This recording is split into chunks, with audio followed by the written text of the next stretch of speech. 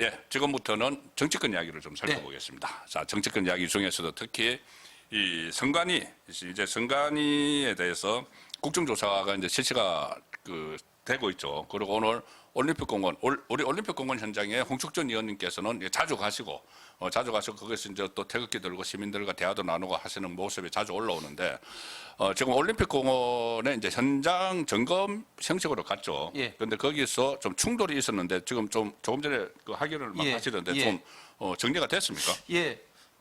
지금 그 국조특위위원들이 현장 점검 차원에서 잠실 개표소 현장을 방문을 오전에 했는데, 지금 잠실에서 집회를 하고 있는 분들이 좀 처음에는 좀 진입을 막고 또 그 집회에 참여하신 분들 간에도 좀 의견 좀 충돌이 있어서 좀 진입을 하지 못했습니다. 그러다가 조금 전에 확인을 해보니까 이제 오후 들어와서 이제 진입을 했다.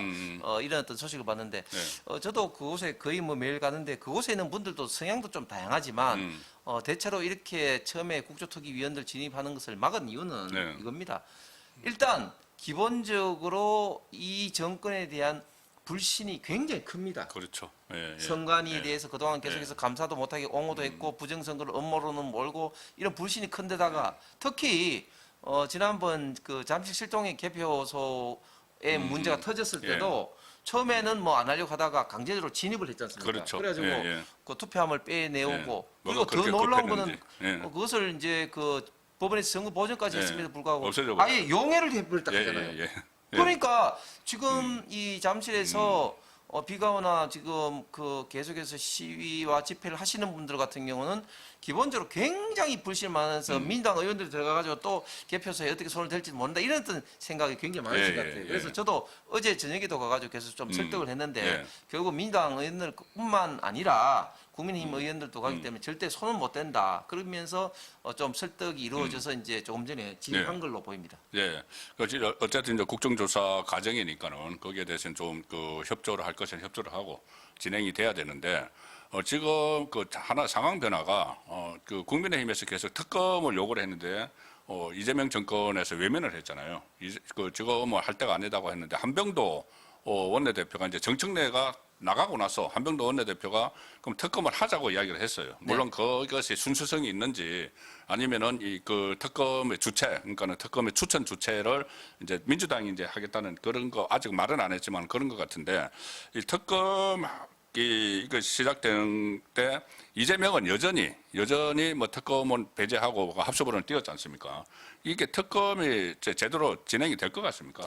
저는 특검이 지금 민주당에서 당론을 하겠다고 받았기 때문에 충분히 가능성이 있고 또 반드시 해야 된다고 봅니다. 국가를 위해서나 이런 어떤 사태를 해결하기 위해서는 반드시 해결해야 되는데, 사실은 이 특검 관련해서 굉장히 국민들의 요구가 높습니다.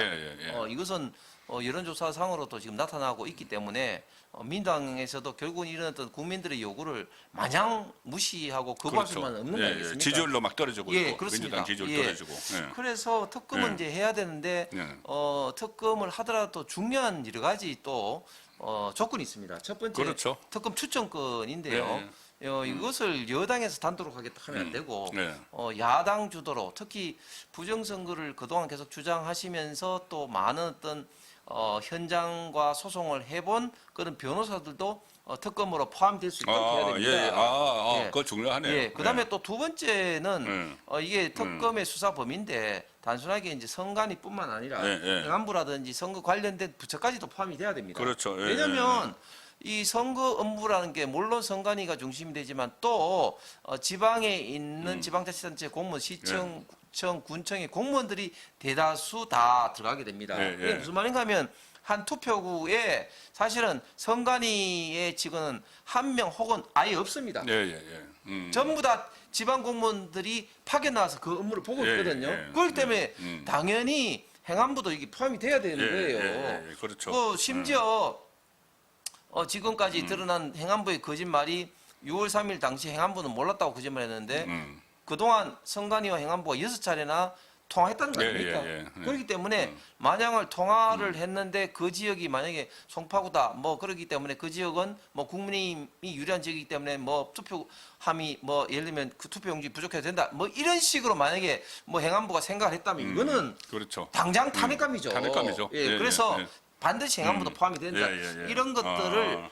저는 이제 아주, 협의를 하는 예. 게 굉장히 중요하다. 디테일한 그래서 부분이 많네요. 예, 그래서 저는 이런 것 때문에 민주당은 뭐 이렇게 당론으로 이야기하지만 이재명 정권 입장에서는 좀 떨떠름한 그런 예, 거는 예. 있을 겁니다. 예, 그럼에도 불구하고 이미 한병도 원내대표가 민주당 당론이라고 말을 뱉었기 예, 때문에 예.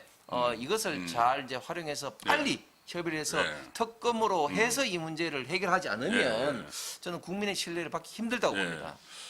지금 굉장히 중요한 말씀 중에 하나가 그 이제 특검은 물론 이제 그 중립적인 특검이 이제 추천이 되고 국민의힘에서 추천하든지 해야 되는데 특검 안에 그러니까 특검 보로 들어가던 이 부정선거가 있었다고 이야기하는 그 사람들 중에서도 대표성을 갖는 한 사람이 들어갈 필요가 있다. 예, 굉장히 중요한 게 제가 오늘 MBS 조사, 전국 지표조사가 있었는데 거기 보고 좀 이해라고 생각을 했던 것이 이 부정선거가 있었다, 없었다. 이게 비슷하더라고요. 부정선거가 없었다가 조금 많기는 한데 40 몇 %대로. 그런데 부정선거 있었다고 하는 사람도 한 40%대 초반이 되는 거예요.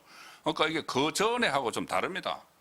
이번에 선관위 사태, 물론 선관위 사태가 부실 관리 쪽으로 초점을 맞추는 분들도 있고 부실 관리가 드러났으니까 부정이 있었는지도 살펴봐야 된다는 그 분들이 있는데 그분들이 한 40%가 되는 거예요.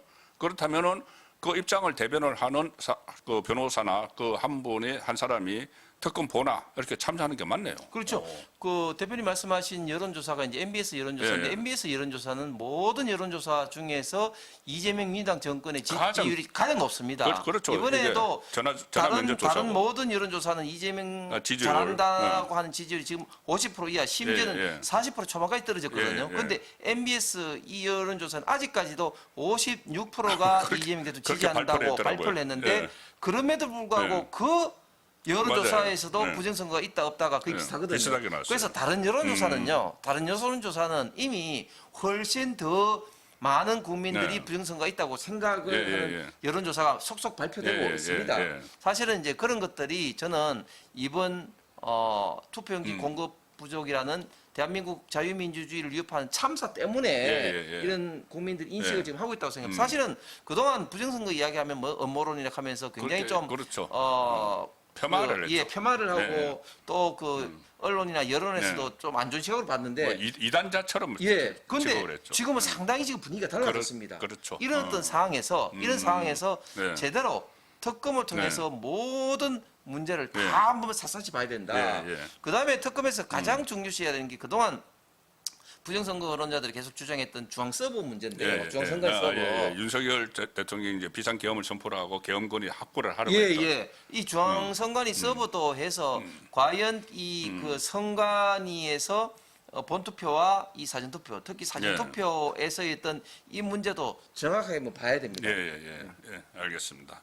예, 그래서 일단은 이 이제 특검이 이제 실시가 되면은 어떤 형식으로 실시가 되면은 특검 결과에 따라서 이게 뭐 그 출구를 찾아야 될 것 같아요. 선관위 그 사태 언젠가는 출구를 찾아야 되는데 일단은 뭐 특검 결과를 보고 나서 진행 상황을 보고 이거를 정말 장동현 대표가 이야기하는 재선거 쪽으로 갈 것이냐 아니면 이재명이 말하는 뭐 개헌을 할 것이냐 여기 이제 출구는 이제 그때 특검 결과를 보고 이제 찾아가야 될 것 같습니다. 저는 특검 결과를 보고 출구를 찾아야 되는데 예. 우리 우파 보수의 방향은 방향은 정해야 있어야죠. 됩니다. 그렇죠. 저는 예. 가장 중요한 방향은 예. 선거제도 개혁이고 예. 그 핵심은 사전투표 폐지입니다. 예. 반드시 예. 사전투표 폐지 쪽으로 우리가 예. 다 몰아가야 됩니다. 예. 왜냐하면 지금 저도 그 선관위 사람들하고 계속 이야기를 하는데 사전투표가 2014년도 선거법 개정 때문에 일어나서 예. 2016년도 총선 때부터 적용이 됐거든요. 예. 그 다음부터 계속해서 이 부정선거에 있던 이야기가 나오는데 예. 선관위 내부에서도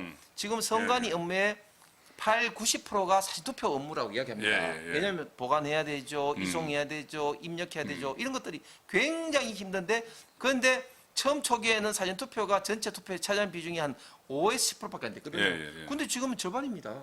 그래서 지금 역도둑 현상이 일어날 정도로 사전투표의 비중이 갈수록 커지고 있는데 네. 이런 상황에서 사전투표가 어떻게 되고 있는지를 정확히 보고 그 문제점들을 이번에 제대로 파헤쳐야 된다. 그렇습니다. 그래서 예, 지금 예. 선관위 지금 노조에서부터 지금 문제 제기하고 있지 않습니까? 네, 사전 투표를 없애야 된다는 노조 이야기도 나오죠. 예, 그래서 이번 예. 특검을 통해서 문제점, 특히 예. 사전투표의 문제점을 제대로 파헤쳐서 사전투표 폐지하는 쪽으로 예. 저는 방향을 예. 반드시 몰아가야 된다고 생각합니다. 예, 그래서 뭔가 이제 결론을 내야 되니까는 사전 투표에 대해서 부정 선거가 개입한다는 의혹이 제일 많으니까 사전 투표를 없애서 다른 대안이 있다면요, 당연히 이제 없애서 그 불신을 불식시키는 그 노력이 필요하겠죠. 예, 그리고 그 이제 선관위 상황은 이제 그 특검이 실시가 되면은 여러 가지 또 변수가 있을 텐데, 자 어쨌든 간에 지금 좌파에서는 선관위 여기에 대해서 해결책을 찾기 이런 것보다는 지금 내전 때문에 지금 골머리를 앓고 있어요. 좌파 내전.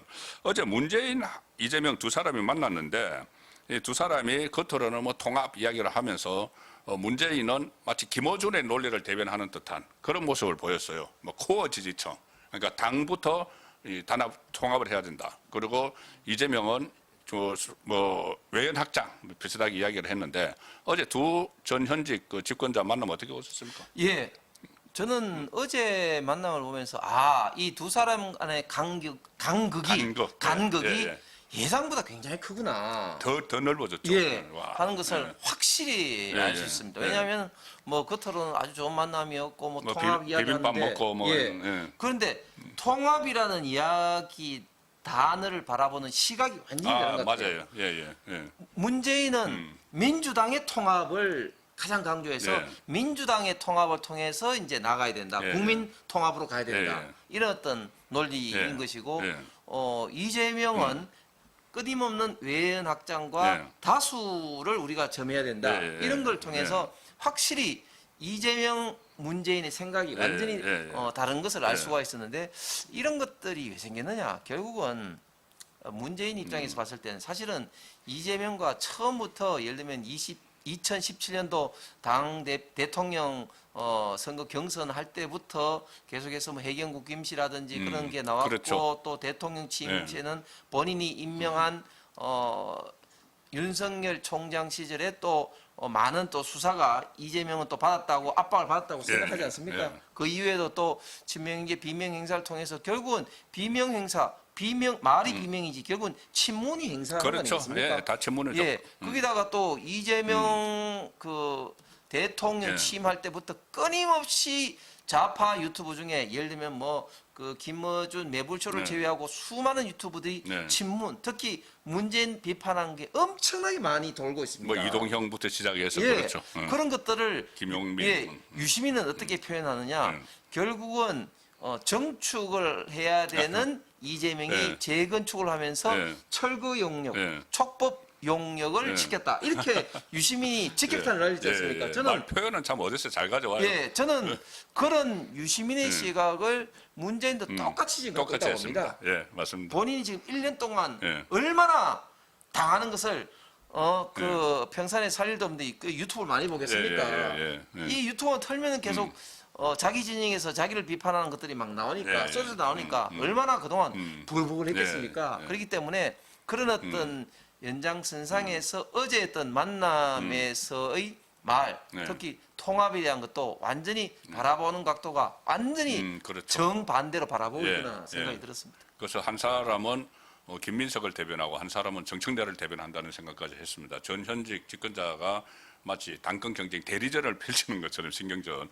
그런데 조금 전에 정축, 재건축 이게 제가 볼 때는 유시민 씨가 정축하려는데 왜 재건축하느냐 이랬잖아요. 그러니까는 이게 코어 지지층, 김어준을 말하는 코어 지지층이 이제 자기들이죠. 자기들이 딱 있고 이재명은 바지 사장인데 바지 사장으로 와서 그냥 우리가 쌓아놓은데 거기다 한 1, 2층 더 세우면 되지 왜 이걸 허물고 재건축하라고 하느냐 이 이야기거든요. 그렇죠. 그러니까는 이재명은 자기가 좌파의 집권자가 됐지만은 좌파 안에서 인정을 못 받는 거예요. 그렇죠. 바지 사장처럼 인정을 못 받으니까 소위 말하는 외연 확장. 이 좌파 그 본류 좌파 본류에서는 인정을 못 받으니까는 밖으로 나가가지고 외연 확정을 그렇죠. 하려고 하는데 그게 뉴 이재명이에요. 그렇죠. 예. 그래서 김용남 같은 사람들 이제 공천시키고 했는데, 자 그래서 이제 밖으로 나가려고 이제 해서 뭐 이해군한테도 그때 뭐 장관 자리 주려고 하고 뭐 했지 않습니까? 네. 여러 가지 이제 사람들 데려가고 또 저 홍준표 같이 밥 먹고 또 뭐 총리실 나오고 했는데, 네. 자 그 상황에서 오늘 지금 이 보도들이 계속 나오고 있습니다. 조선일보가 처음 보도했는데 이재명이 국민의힘 의원들 골프 한번 치자. 이게 이제 외연 확장이라고 표현을 합니다. 지금 언론에서. 네. 골프 한번 치자고 하면서 이 깜짝 해동을 제안을 했다. 그 중에서 몇 사람이 있는데 신성범 의원은 자기가 제안을 받았다고 이야기를 합니다. 청와대 고위 관계자가 이재명이 야당 중진들을 모시고 쓴소리를 들어보려고 한다. 골프를 함께 하자고 제안을 했는데 신성범은 나는 골프를 치지 않아 거절을 했다. 그런데 그 좋은 생각인데 쓴소리를 들어보겠다는 거. 다른 야당 의원들과 만나서 한번 그 이야기를 들어보라고 해서 또 다른 의원한테도 제안을 했다고 합니다. 이게 노리는 게 보여주기, 그러니까 골프장에서 사진 한 장 찍어서 보여주길까요? 아니면 다른 정치적 속셈이 있을까요? 저는 세 가지의 목적이 있다고 봅니다. 예. 첫 번째는 말씀하신 것처럼 결국은 이제 야당으로부터 좀 쓴소리를 듣는다. 야당하고 항상 소통한다. 예. 통합한다. 예. 이런 어떤 이미지 용일 수가 있고 예. 또 두 번째는 야당을 흔드는 거죠. 흔들기. 결국은 이렇게 그 참여를 한 사람과 또 뭐 예. 참여를 하지 않은 사람 내지는 또 여기 예. 반대하는 이런 어떤 사람들 사이에 그렇죠. 자연스럽게 이런 어떤 흔드는 그런 어떤 효과가 나타날 수 있다. 예. 예를 들면 이런 거죠. 뭐 그 윤석열 전 대통령 때도 박영선 의원에 대해서 총리설 이야기 그렇죠. 나오니까 예. 막 그때 막 민주당이 막 예. 발칵 뒤집히면서 하는 이야기가 이게 야당 흔들기 공작이다. 공작이라고 이런 식으로 했습니다. 그 생각나네요. 엄청나게 있지 않습니까? 예. 그런 이 반대로 흔들기. 이렇게 흔들기가 예. 있고 예. 그다음에 세 번째는 예. 결국은 뭐 이런 걸 통해서 지금 외연 확장용으로 어떻게 보면 좀 총알바지할 만한 사람을 빼오기 하기 위한 부분이 아니냐. 일부 빼오기. 예. 그 정계 개편까지는 이야기 안 하더라도 그까지는 아니더라도 몇 사람 빼오기. 그렇죠. 뭐 예. 어떻게 보면 좀 작은 정계 개편일 수도 있겠지만 지금 그렇죠. 어쨌든 뭐 많은 그 국민의힘 뭐 인사들 뭐 예. 예를 들어서 지금 뭐 그 안동의 건호일 뭐 장관부터 해서 몇 명 있지 몇 않습니까? 명 있죠. 그 기존에도 몇 명 있지만 예. 앞으로도 이석연도 있고. 예. 앞으로도 계속 뭐 빼오겠다 뭐 그런 것이고 뭐 그런 면에서 예를 들면 지난번 대구시장 선거에서도 보면은 많은 과거에 맞아요. 그 우리 그 예.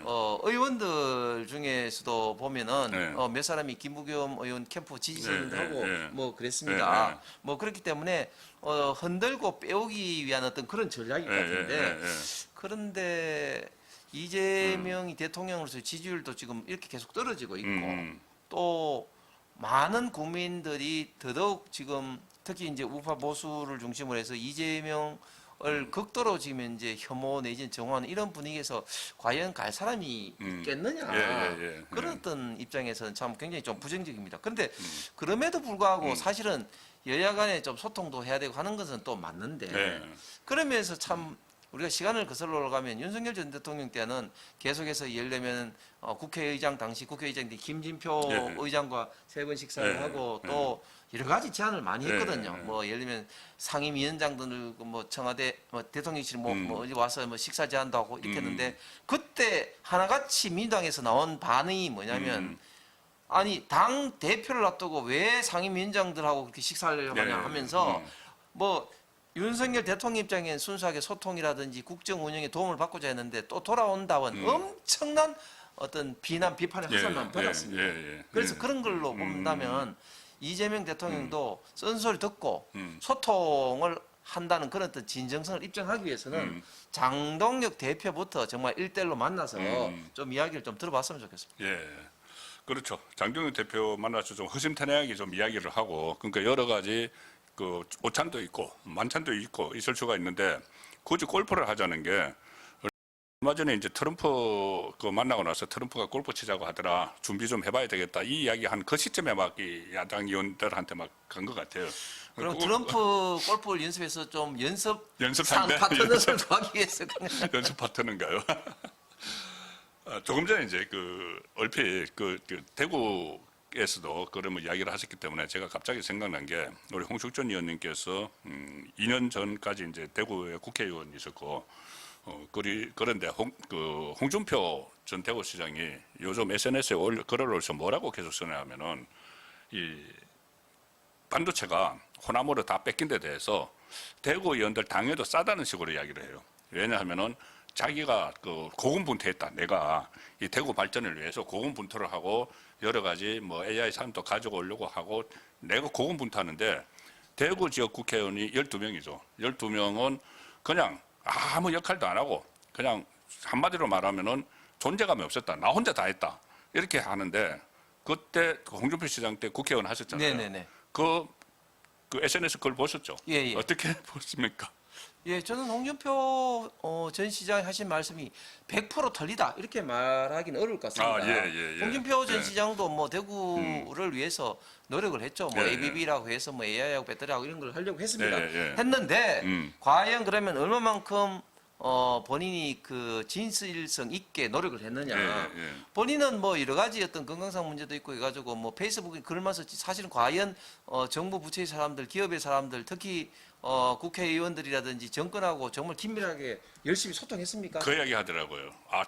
이게 자랑인가 자기 표면가 생각을 했는데 점심은 자기가 구내식당에서만 먹고 저녁은 집에 가서 부인하고만 먹었다. 아니, 그러니까요. 그래서 제가 볼 때는 그렇게 본인이 지금 현재 하려고 했는데 뭐 노력을 열심히 안 했습니다. 그러니까요. 심지어 제가 윤석열 그 당시 후보의 대구 경북 선대본부장 하면서 국정과제도 직접 만들었고 특히 인수위에서도 가서 그것을 국정과제로 다 했는데 만들어진 국정과제도 제대로 안 챙겼어요. 예를 들어서 대표적으로 문화 분야에 지금 도청 그 부지에 그 국립근대미술관 뮤직 컴플렉스라든지 뭐 제가 만든 국정 과제조차도 제대로 챙기지 않아서 지금 낙동강 오래알된 것들이 대부분입니다. 그런 걸로 봐서는 정말 본인이 열심히 일단 기본적으로 안 하셨다고 제가 비판하지 않을 수가 없고. 그런데 두 번째로 보면 우리 지역은 대구 경북은 보면 이 정권을 잡았을 때는 눈치 본다고 못했고 정권이 뺏기면 힘이 없어서 못했습니다. 무슨 말인가 하면 사실은 전두환, 맞아요. 노태우, 이명박, 박근혜 등 얼마나 많은 대구 경북 출신의 대통령이 있었지 않습니까? 그럼에도 불구하고 우리가 뭐 딱히 뭐 정권적 차원에서 한 게 하나도 없습니다. 예를 들면 김대중 대통령 때는 그 농진청을 수원에 있는 것을 뭐 그 완주로 이전시켰다든지 또 노무현 대통령 때는 시학시를 비롯해서 6개 행정기관을 오송으로 옮길 때라든지 뭐 그런 어떤 정권적 차원에서 막 밀어붙였잖아요. 이번에 이재명 대통령도 저는 비판했지만 예를 들면 해수부를 부산에 갔지 않습니까? 그런데 우리 지역 출신들은 그렇게 하지 않았는데 그것은 뭐 단순하게 대통령만의 책임이 아니라 그런 국회의원들도 책임이 상당 부분 있다. 그렇게 이야기를 했고 제가 이번에 대구시장 경선 나가서 저도 세 가지 분야의 기업을 유치하겠다. 시스템 반도체, 로봇, 그다음에 AI 데이터 센터 이야기를 했거든요. 제가 그냥 이야기한 게 아니고요. 저도 삼성을 비롯해서 많은 사장들 임원들 통해서 뭐 로봇의 인걸 이야기 많이 했었습니다. 그런데 사실 그런 것들을 참 잘 추진이 안 된 거는 상당히 좀 아쉬운데 과연 지금 와서 홍준표 시장이 그렇게 말할 자격이 있느냐 하는 면에서는 비판을 하지 않을 수 없고 또 어젠가에 홍준표 시장이 어떤 이야기를 하냐면 광주 전남 반도체 단지를 비판하는 것은 과거 야당이 뭐 경부고속도로를 반대하는 거 똑같다 이야기했잖아요. 그게 어떻게 갔습니까? 아니 어떻게 갔습니까? 아니 그때는 박정희 대통령이 자동차 마이카 시대를 대비한 어떤 수요라든지 그런 것들을 이해해서 이제 깔았고 했는데 지금은 AI 반도체가 지금은 사실은 용인이라든지 이미 구축하고 있는 것도 사실은 충분할 수가 있습니다. 앞으로 이거보다도 더 크게 뭐 확장될지는 모르겠지만 이걸 대비해서 한다? 저는 이거는 완전히 다른 이야기고 그다음에 두 번째는 중요한 거는 아니 인프라가 이미 갖춰져 있는 영남이라든지 다른 지역을 빼고 왜 호남에 특별히까지 만들면까지 이 그 호남에 굳이 광주 전남에 하려고 하는 거예요. 이것 때문에 비판을 하는 건데 그거 하고 왜 경부고속도로 비판한 거하고 이렇게 등가로 하는 겁니까? 그러니까 구미시장 같은 경우는 우리 그 산업 용지 우리 잘 그 인프라 갖춰진 곳 있다. 평당 1,000원에 주겠다. 이렇게까지도 이야기를 했었습니다. 예. 그 시간이 다 됐으니까 국민의힘 소식을 좀 그 살펴보도록 하겠습니다. 일단 지난주에 우리 그 홍숙준 의원님께서 그때 이제 다시 그 장동혁 대표가 기강을 잡아야 된다는 이야기를 했을 때 지금 다시 징계 정국을 만드는 것은 좀 그 이렇게 파열음이 더 날 수 있다. 그래서 좀 조심스럽게 접근을 해야 된다는 말씀을 하셨는데 그 이후에 장동혁 대표가 어떤 뭐 그 방송 출연이나 그 이런 곳에서 계속 징계 대상자 명단까지 이렇게 이야기를 하기 시작을 했고 그다음에 강덕구 그 누구죠?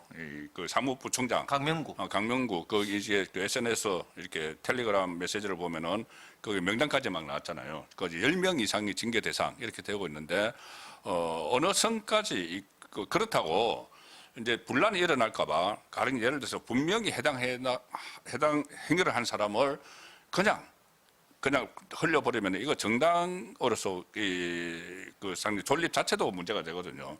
이 징계 선고가 어느 선까지 어떻게 해야 된다고 보십니까? 예, 저는 지난주에도 분명히 말씀드렸습니다만 일단 반드시 징계는 해야 된다. 왜냐하면 징계가 없이 유야무야 되면은 당의 기강도 문제가 되지만 앞으로 장동혁 대표가 당을 이끌어가는 데 있어서도 굉장히 어렵습니다. 그렇죠. 일단은 징계는 해야 됩니다. 그리고 사실은 우리 당 같은 경우는 의원들이 어떻게 보면 민주당보다는 다들 약체입니다. 그렇기 때문에 이 당 대표가 세게 나가면 세게 나갈수록 움찔움찔할 수밖에 없어요. 요즘 사태는 좀 움찔하는 것 같아요. 그러니까 이게 징계 이야기 나오니까 사퇴론이 갑자기 쑥 들어갔잖아요.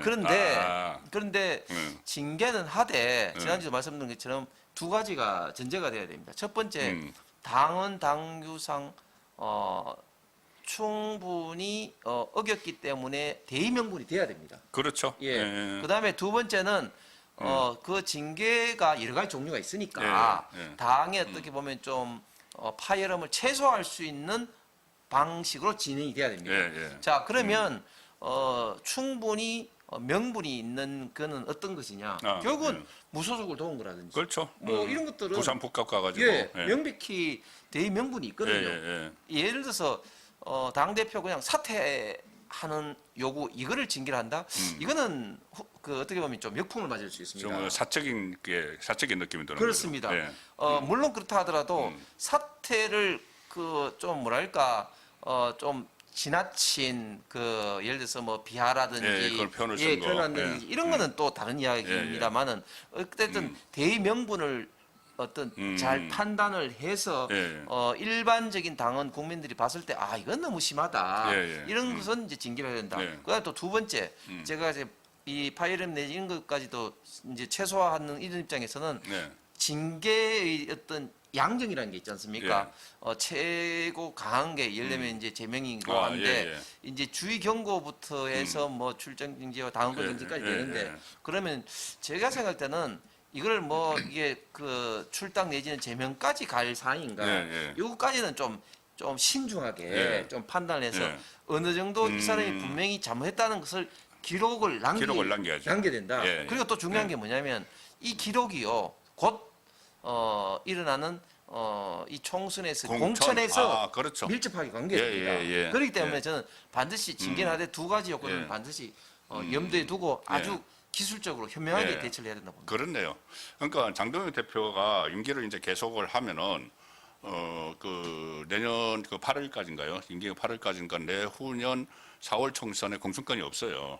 다시 당 대표가 되면 이제 다시 공천권을 가지고 갈 수는 있지만은 어쨌든 현재 상황에서는 그때 누가 공천을 할지는 몰라도 이렇게 그 당에 해당 행위를 한 사람들에 대한 기록은 있어야지 나중에 그 공천관리위원회나 이런 데서도 그 참고를 할 수 있는 그 부분은 정말 그 당의 이제 연속성이라는 측면에서 보면은 절대 필요할 것 같습니다. 조금 전에 그 말씀하신 것 중에서 이제 장동혁 대표가 세게 나가니까는 의원총회에서 결정해도 사퇴하지 않는다. 오히려 우재준 양형자 이 최고위원회에서 공개 석상에서만은 그 우리 같이 사퇴하지 하자고 하지 말고 먼저 사퇴해라.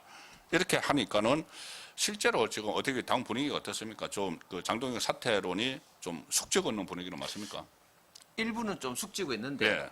또 다른 면에서는 중진 의원들 중심으로 해서 눈치를 보는 사람들은 굉장히 많이 늘어났어요. 아, 눈치파가 늘어났다. 예를 들면 뭐 미래혁신포럼 윤재호 의원이라든지 이런 모임이 있는데 예, 이제 예. 그 한동훈 예. 의원이 입당한 거라든지 예, 예. 최근에 또 김기현 또 의원의 또 페이스북을 또 아, 보면 예, 또 예. 눈치를 보는 의원들 예, 예. 많이 좀 늘어난 예, 것 같아요. 예, 예. 그래서 결국 이제 장동혁 대표가 이제 어떤 스탠스를 잡고 있느냐가 굉장히 좀 중요하다. 그래서 그렇네요. 지난번에도 예. 말씀드린 것처럼 누구라도 지금 공감할 수밖에 없는 이번 선관위 이런 어떤 사태에 대해서 예, 예. 더 강하게 현명하게 좀 드라이브를 걸어서 전국에 좀 주도권을 예. 잡아서 이 여론의 어떤 지지를 계속해서 당 대표에서 이끌어가는 게 예, 예. 한 가지가 있고 예.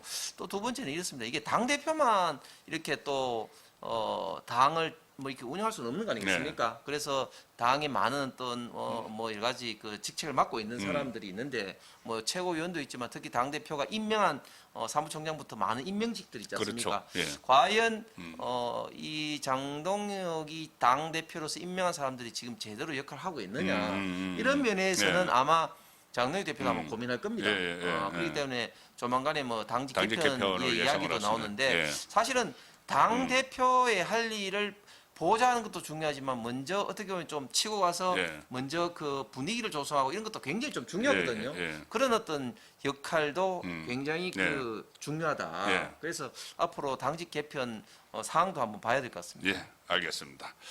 예, 풍부한 이 정치 경험 그리고 행정 경험으로 이 혼란한 정치 시사 이슈를 술술 풀어보는 제가 잘 풀리지 않는 부분을 항상 풀어주시는 우리 홍석준 전 의원님 모시고 오늘 홍석준의 여의대로 7월 2일 순서 보내드렸습니다. 예, 저희들은 다음 주에 뵙도록 하겠습니다. 예, 고맙습니다. 감사합니다.